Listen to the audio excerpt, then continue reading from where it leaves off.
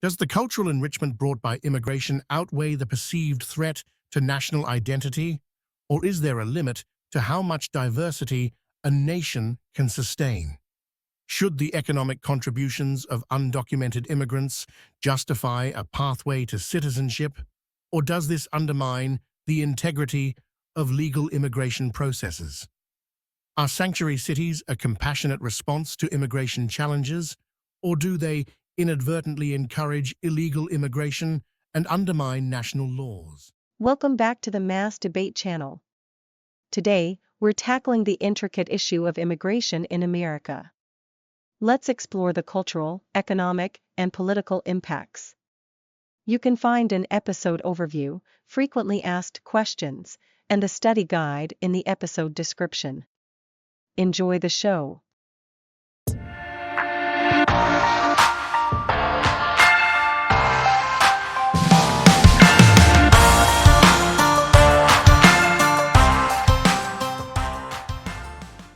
All right, welcome everyone. We're diving into immigration in America today. It's a big one, that's for sure. It really is, and we've got a lot to work with here, you know. Yeah. A video analysis, some historical and legal stuff, even a view from Staten Island.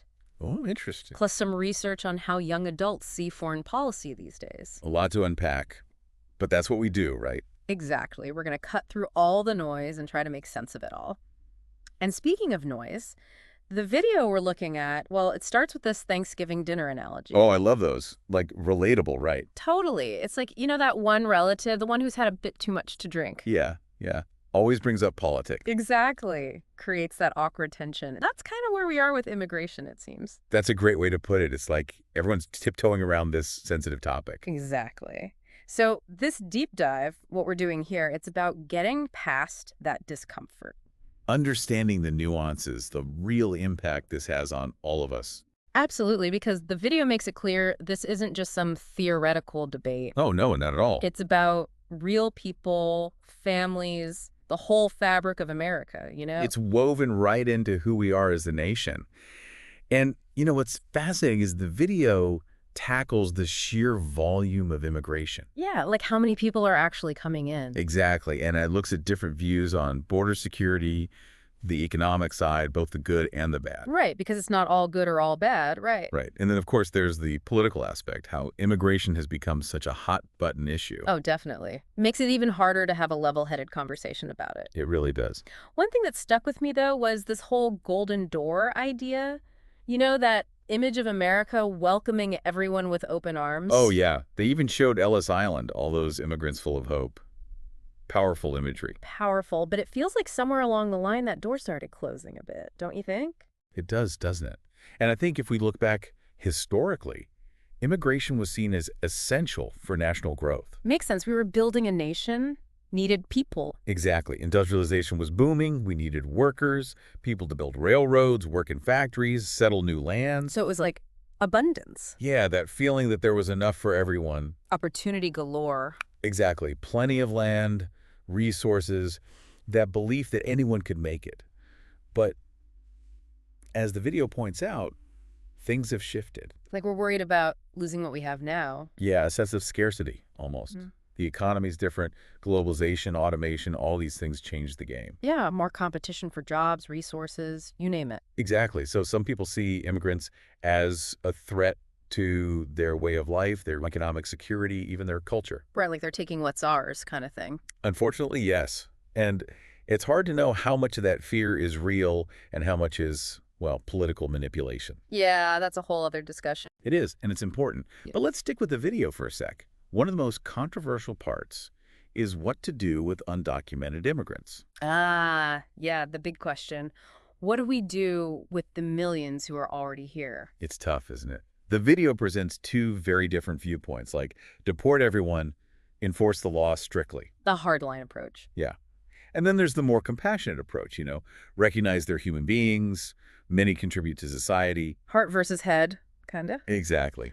And the video really emphasizes there's no easy answer here. It's a moral and political maze, for sure. Right, because on one hand, you've got the rule of law, breaking the law has consequences, all that. That's right.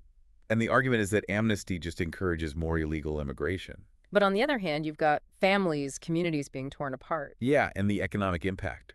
So many industries rely on this workforce. So deporting everyone could have huge economic consequences. It could, absolutely. And that's what the video tries to show, It's not taking sides, just laying out the arguments. Right, presenting the dilemma. And speaking of different sides, it was interesting hearing from legal immigrants in the video. Oh yeah, their perspective is often overlooked. It is, and they had some strong opinions. They do. I mean, imagine going through the whole legal process, all the hoops, the expense, the time. And then seeing others, well, not doing that. Exactly. And that's what some of them were saying, like, we did it the right way, why should others get a free pass? It's a valid point, as a whole other layer to this debate. It does. It's not just about immigrants versus the government anymore. It's about how different groups of immigrants view each other. Right, and their journeys, their struggles. Makes you wonder, what does it even mean to be an American these days? That's a deep one, and maybe we'll get to that later. We should. But for now, let's bring in some of those other sources, like the historical and legal stuff and that Staten Island piece. Yeah, let's see how it all connects. Especially that Staten Island one. Yeah. There's this Reverend Troya, runs a homeless agency there. She's worked with immigrants for decades. Wow. And she seems to really emphasize the contributions they make to the economy, to the community. That's interesting because the video touched on that economic impact. It did. But Reverend Troya gives specific examples, restaurants, construction, landscaping, even home health care. Essential jobs, many of them. Right. She's saying these are the jobs that keep things running, and immigrants are a big part of that. It's a real on-the-ground perspective. Mm-hmm. Not just theory, it's everyday life. And she doesn't just focus on the economics. No. She talks about the culture, too, how immigrants enrich the community with their traditions, their languages, their whole outlook, That's a good point. It's easy to get lost in the numbers, the policies, and forget the human side of it. Totally. It's like she's saying, look beyond the headlines, see the people, see the value they bring. It's a powerful message for sure. It is. And speaking of different perspectives, we've got that Pew research on how different generations view foreign policy. Oh, yeah, the generational divide. That's fascinating. It really is. And they found some pretty big differences between younger adults and older Americans. Like what? Well, younger folks seem way more focused on things like climate change and human rights. Interesting. And older generations. More traditional concerns like terrorism, national security, that kind of thing. Makes you wonder how this will shape things going forward. Exactly. Like, how will this generational shift impact the immigration debate? It's a big question, and we'll explore it further as we go. But for now, let's circle back to that video for a sec. All right, back to the video. There's one more thing we need to unpack, and it's a big one. Those specific immigration policies. The ones favored by liberals. Like sanctuary cities, driver's licenses for undocumented immigrants. Oh, yeah, those are always hot topics. Lots of debate there. There is. And the video, it tries to present both sides fairly. So what's the conservative argument against those policies? Well, they say these policies create a magnet effect. Basically, they argue it encourages illegal immigration because it sends a message. Hey, come here. Even if you break the law, you'll be protected. Makes sense from their perspective, I guess. And the liberal view. Liberals, they frame it as a more compassionate and practical approach. They say undocumented immigrants are already here. They're part of our communities. So instead of pushing them away, try to integrate them. Exactly. They argue policies like sanctuary cities and driver's licenses, they help with that integration. Makes sense, but it's like that chicken or egg question, right? Right. Do these policies actually attract more illegal immigration, or are they just responding to a reality that already exists? Tough question. And it really comes down to your values, your beliefs about the role of government, the rule of law, all of that. It does. And it's important to remember these aren't just abstract ideas. They have real consequences for people's lives. Real families, real communities. Exactly. And speaking of real consequences, we can't ignore the whole anchor baby argument. Oh, yeah, that one always comes up. Often in a pretty negative way, too. What did the video say about that? Well, it's important to debunk the myth here. Having a baby in the U.S., it doesn't automatically grant the parent citizenship or a right to stay. So no magical loophole. No, not at all. The baby born here, yes, they get U.S. citizenship. Yeah.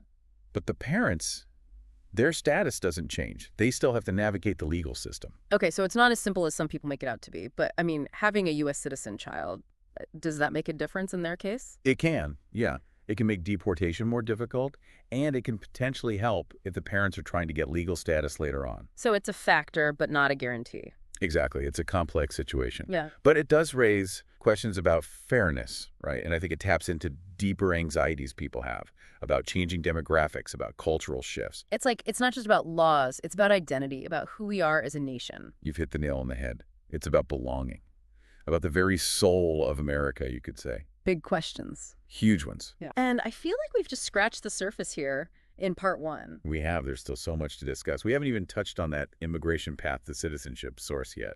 Right. That one lays out the arguments for and against, giving undocumented immigrants a way to become citizens. A lot to unpack there.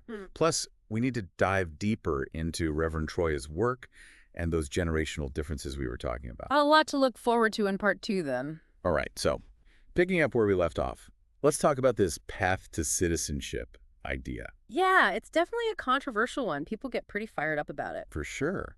Luckily, we have this immigration path to citizenship source. Right. It lays out all the arguments, both sides. It does. So let's start with the pro side.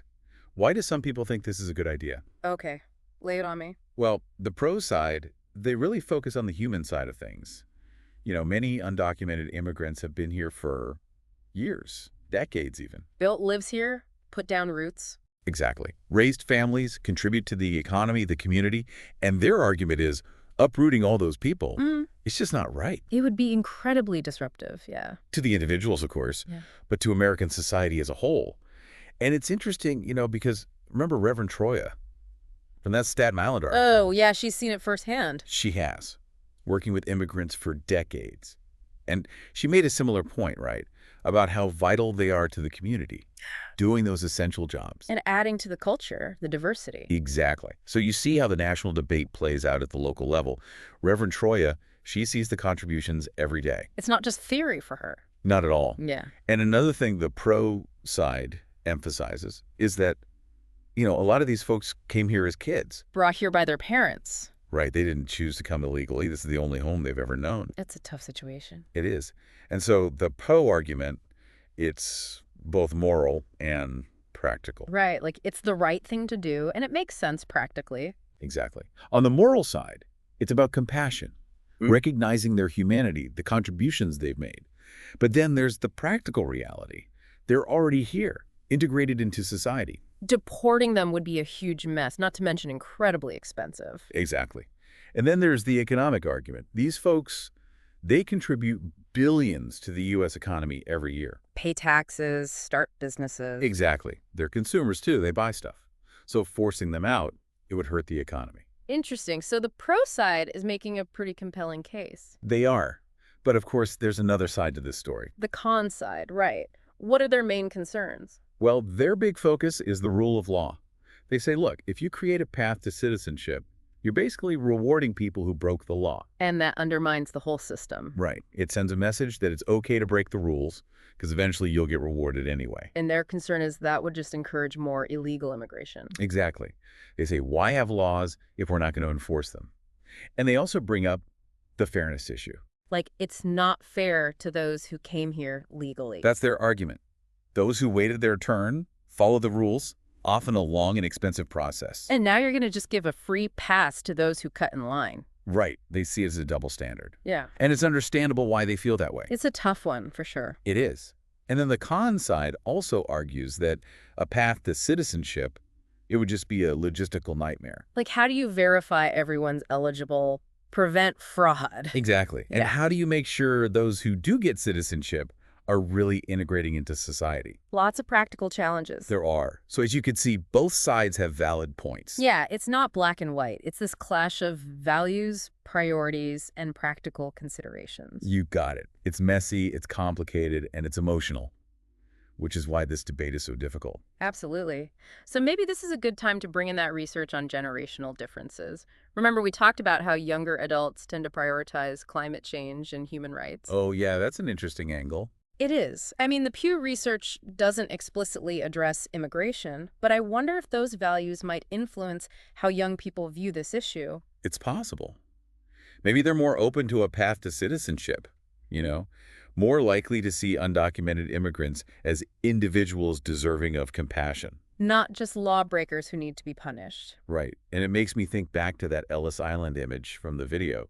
That idea of America as a nation built by immigrants. Welcoming those seeking a better life. Exactly. If younger generations see it that way, maybe they're more willing to extend that same welcome to those here now, regardless of their legal status. It's a different way of looking at it. And they're also growing up in a world where climate change is a real threat. Right? They're already seeing the impact of displacement, migration, due to environmental factors. So maybe they're more sympathetic to the plight of refugees, more supportive of policies that address the root causes of migration. That's a good point. It's not just about legal status. It's about understanding the bigger picture, the global forces at play. And maybe, with their more global mindset, younger generations are better equipped to deal with that complexity. It's possible. It definitely points to a need for a more nuanced approach to immigration policy. One that goes beyond just building walls and tightening borders. Exactly. Maybe it's also about building bridges, fostering understanding, creating opportunities for cooperation and shared prosperity. It's a nice thought. It is. And it brings us back to Reverend Troya and her message of balancing security with compassion. Creating a system that upholds the law, but also recognizes the humanity of those seeking a better life. It's a tough balance to strike, but it's essential. Right. Like, can we be both a nation of laws and a nation of immigrants? That's the million-dollar question. And maybe finding that balance is the key to creating a more just and effective approach to immigration in the 21st century. Well said. I think we've covered a lot of ground here in part 2. We dug into the arguments for and against a path to citizenship, explored the impact of those generational differences, and revisited Reverend Troya's work in Staten Island. And we're starting to see how all these pieces fit together. We are, but we're not done yet. Not at all. In part 3, we'll dive into some of the legal complexities of the U.S. immigration system. Oh, fun. And we'll talk about what we can actually do about all this. Like, what steps can we take as individuals to engage with this issue in a meaningful way? Sounds good to me. Welcome back to our deep dive. Lots to think about, for sure. It is a lot. And, before we wrap up, there's one thing we haven't really dug into. The legal side of it all. Right, the actual U.S. immigration system. It's a beast, isn't it? Oh, it's incredibly complex. A maze of laws, regulations, procedures, you name it. And sometimes it feels like those very rules are part of the problem. I remember the video touched on that, like how even legal immigrants get frustrated. Exactly. They did everything right, went through the whole process, which is often long and costly. And then they see others, well, not doing that. It can feel like the system's working against them almost. It can, yeah. And then, of course, you've got undocumented immigrants who've been here for years contributing, but living with this fear of deportation hanging over them. Right, and the current system often doesn't give them many options to fix their status. Even if they've been here for years, have families, no criminal record, it's tough. It makes you wonder, if it were easier to come here legally, maybe there wouldn't be as much illegal immigration. That's the argument a lot of folks make, yeah. They say simplify the system, make it easier to get visas, and you'll actually reduce the number of undocumented immigrants. It's logical, but reforming the whole system, that seems like a huge political challenge. Oh, absolutely.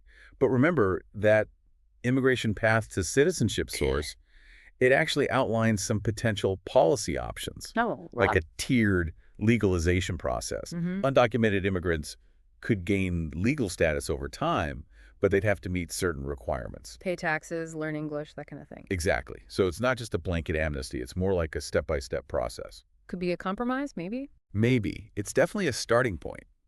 And there are other ideas out there, too, like new types of visas for specific industries or expanding existing programs like DACA. Right, DACA. That's for the dreamers, right? Yeah, the young people brought here as kids. Man, it's a lot. It is. It's a really complex issue. I gotta say, though, I'm feeling a little overwhelmed. Like, we've learned all this stuff, but what can I actually do? It's easy to feel powerless. I get it.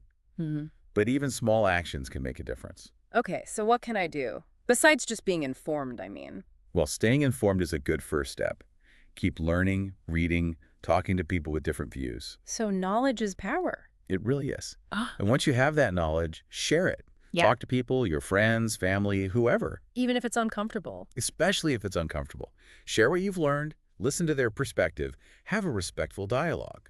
You might be surprised at where you find common ground. Okay, so stay informed, share what I've learned, got it.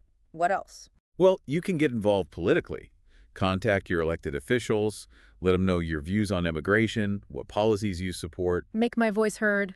Exactly. Yeah. And support organizations working on this issue. There are tons of nonprofits, advocacy groups, legal aid organizations doing great work. Donate, volunteer, that kind of thing. Yep. Or even just spread the word about their work. Okay, so a lot of different ways to get involved. There are, even if it's just a little bit, every bit helps. Raising awareness, educating yourself, promoting empathy, it all adds up. It makes me think of Reverend Troya and what she said about compassion, about seeing the humanity in everyone. Yeah, that's so important. Remembering that behind all the numbers, the policies, the debates, there are real people. With real lives, real struggles. Exactly. Well, I think we've come full circle. Started with that Thanksgiving dinner analogy, the awkward political conversations. It's a good metaphor for how a lot of people feel about immigration. And I think we've done a good job of unpacking it all. I hope so. We've looked at the history, the economics, the legal stuff, the different viewpoints, those human stories. It's a lot, but we've learned a lot, too. About the complexity, the different perspectives. And the potential for change. Right. There are things we can do, ways to make a difference. Yeah, exactly. Well, on that note, I think it's time to wrap up this deep dive. Thanks for joining us. It's been a pleasure.